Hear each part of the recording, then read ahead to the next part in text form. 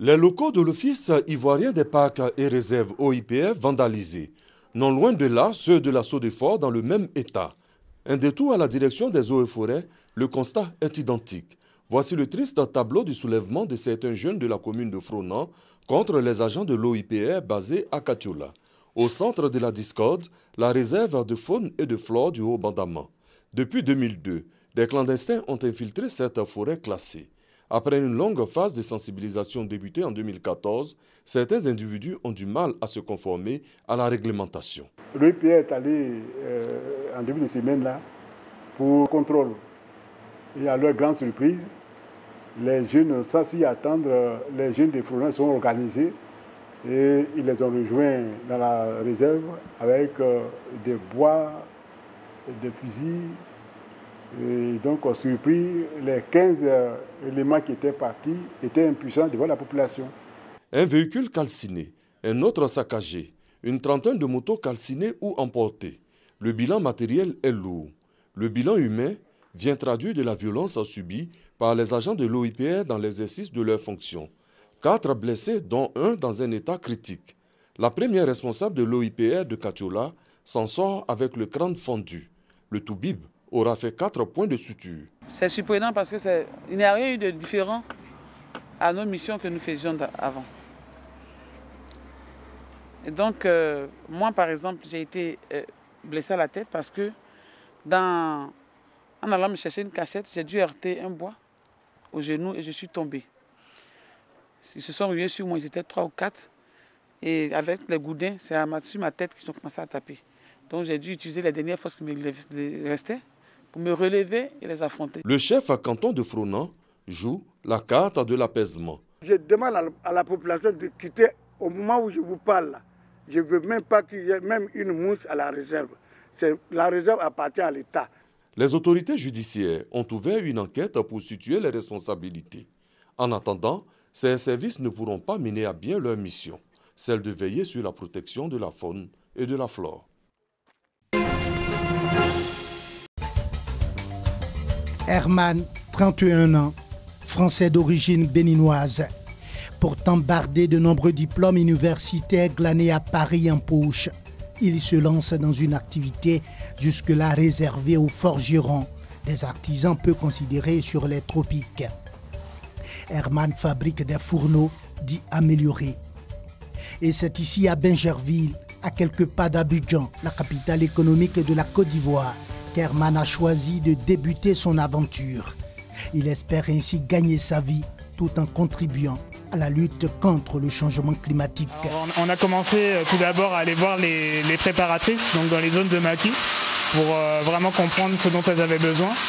Et en fonction de ça, on a essayé de proposer un produit adapté, donc qui va répondre aux problèmes de consommation, forte consommation de bois, la réduction aussi des émissions de carbone, parce que c'est très néfaste pour leur santé au quotidien en fait. Donc, et le challenge, c'était surtout avoir des matériaux locaux, donc produire localement, mais aussi avoir un produit compétitif en termes de prix et d'accessibilité. C'est des amis donc, privés donc, qui m'ont aidé à lancer l'activité, qui m'ont permis d'avoir le capital de départ pour proposer quelque chose. Et quand les autres ont vu qu'il y avait un intérêt et que le projet avançait, même avec peu de moyens finalement, ils ont aussi souhaité accompagner le projet et donc ils ont pris des parts dans l'activité.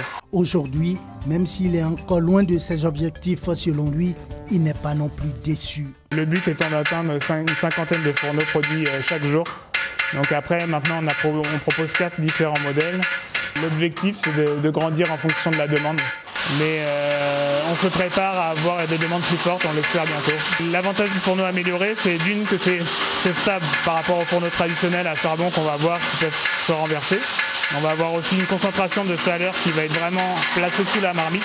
Donc on a beaucoup moins de déperdition de chaleur, et ce qui fait qu'on va avoir besoin de beaucoup moins de combustible, donc en charbon ou bois, pour cuisiner. Malgré les difficultés, les tâtonnements et les moments de doute qu'il doit affronter chaque jour, Herman trouve la force d'ouvrir un autre front, apprendre ses employés à lire et à écrire dans cette salle spécialement aménagée à cet effet. À un moment donné, on va être limité par les notes, les prises de notes, les comptes rendus.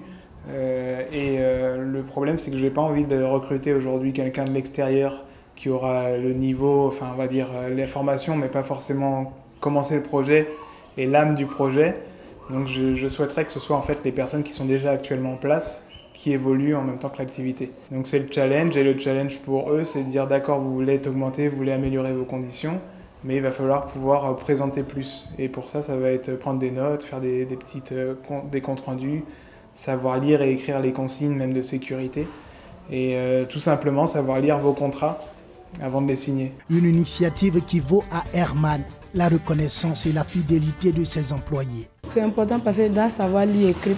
Aujourd'hui, vous êtes venu pour me dire d'écrire mon nom. Si je ne sais pas écrire mon nom, c'est pas joli à vous. Nous, on n'a pas eu la chance d'aller à l'école. Depuis, on est dit c'est ici même pour écrire. Ah, c'est ici. Il y a eu l'opportunité de faire ça. Comme je dis, je n'ai jamais écrit, je n'ai jamais lu. Donc je dis vraiment, si je vois que si il y a une formation, puis si on apprend à lire et écrire, vraiment, c'est Dieu qui peut remercier le patron. Herman visite souvent ses clients, un peu comme s'il assurait un service après-vente, sans surtout oublier d'aller à la conquête de nouveaux marchés. On travaille avec des sites de vente en ligne. L'idée pour l'instant, c'est le premier moyen qu'on a eu pour atteindre directement le consommateur final. Le souhait, c'est de pouvoir apporter des solutions aux personnes qui sont les plus vulnérables en fait, et qui ont le plus exposé aussi aux mauvaises conditions de cuisson. Avant, faire comme cela. C'est parce que c'est pas beaucoup qu'on prend ça là pour compléter. Si c'était beaucoup là, on allait arrêter ça là totalement. Parce que c'est économie. Ça là, pour que ça brûle là, on peut prendre au moins 10 bois comme cela pour faire, ou bien 15 même. Mais depuis qu'on a eu ça là, au moins 5 bois, ou bien 3 bois, si ça s'allume bien là, ça cuit. Herman compte sur le soutien de tous les combattants de la lutte contre le changement climatique pour l'aider à remplacer progressivement les fourneaux traditionnels réputés gourmands en bois de chauffe par ces fourneaux améliorés, plus économiques, plus propres. Des doigts bien alertes sur le plateau de ce jeu cérébral dans ce collège privé de la commune de Yopougon. Une fille âgée de 11 ans se démarque par son talent dans une discipline un peu ordinaire. En classe de 5e, le jeu Othello n'a plus de secret pour Irène qui demeure imbattable. L'Othello, c'est un jeu stratégique qui permet de développer l'intelligence. Ça m'apporte beaucoup de choses, comme en maths, en SVT et en physique. Grâce à ses compétences, Irène va représenter la Côte d'Ivoire au Mondial des seniors en Allemagne en novembre.